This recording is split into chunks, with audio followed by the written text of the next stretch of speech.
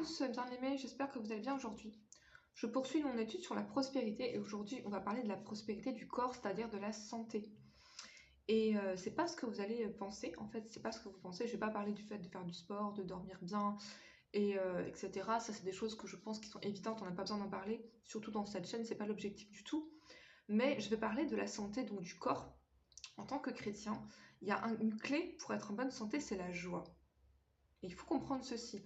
Souvent, en fait, l'infirmité qu'on peut avoir en tant que chrétien, si on est infirme, si on est malade, c'est souvent lié à un cœur brisé.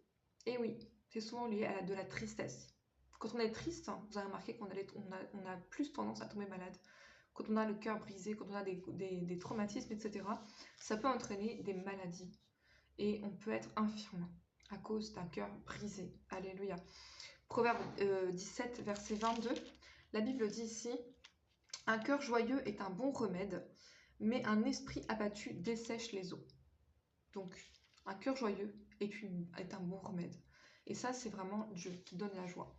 Donc, c'est vrai qu'il faut cultiver la joie pour être en bonne santé. Ça, c'est une clé qu'on a tendance à négliger. On pense tout de suite à la science, etc. Et vous savez qu'on n'est pas limité. En tant que chrétien, on n'est pas limité à la science. Désolée, ma voisine fait des travaux, c'est génial. Je suis désolée pour ça.